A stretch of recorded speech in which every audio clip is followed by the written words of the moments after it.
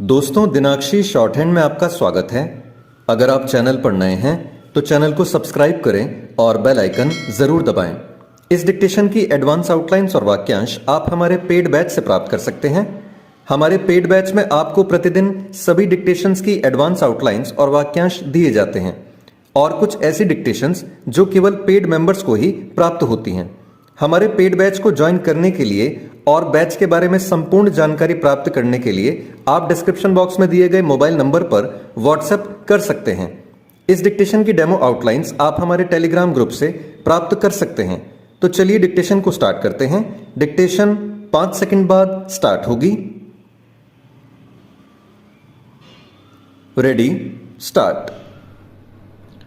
आपसी वैमनस्य और जातीय हिंसा से जूझ रहे मणिपुर में 2 महिलाओं को निर्वस्त्र कर उन्हें सार्वजनिक रूप से घुमाने, उनके साथ वहशी व्यवहार करने और उनके साथ सामूहिक दुष्कर्म की घटना सभ्य समाज को क्षुब्ध और लज्जित करने वाली है।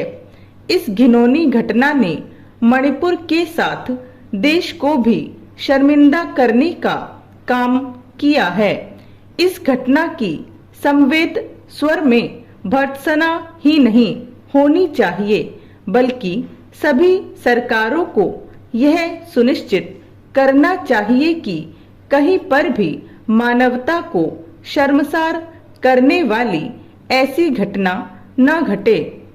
ऐसा तभी हो सकता है जब ऐसी किसी भी विभत्स घटना के लिए जिम्मेदार तत्वों को जितनी जल्दी संभव हो सके कठोरतम सजा का भागीदार बनाया जाए।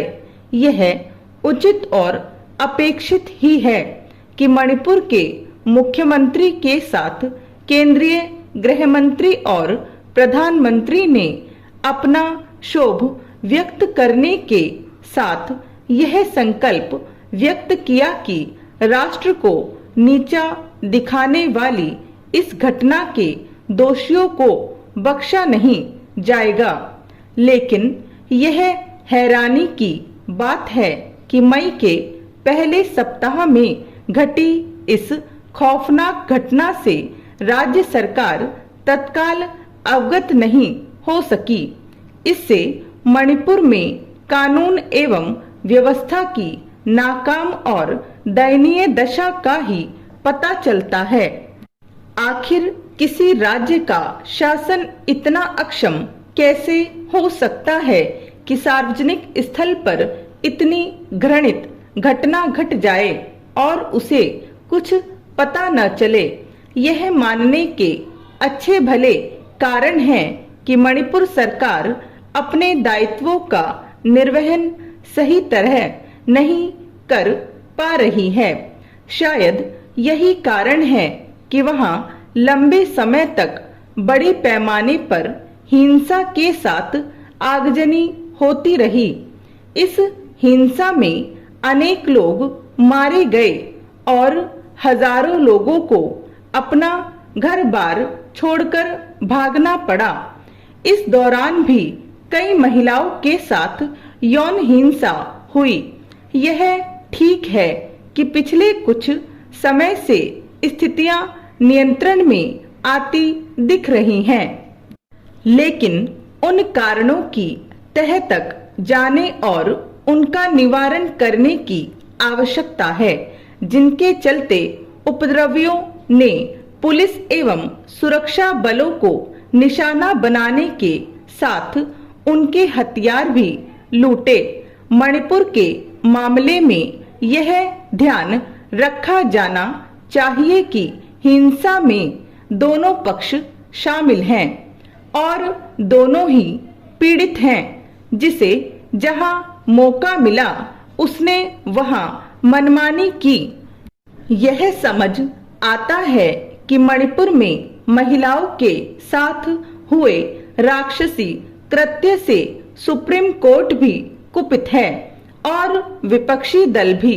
विपक्षी नेता सड़क से लेकर संसद तक अपना आक्रोश व्यक्त करने के साथ सरकार को कटघरे में खड़ा कर रहे हैं। यह घटना ही ऐसी है कि सभी को आवाज उठानी चाहिए।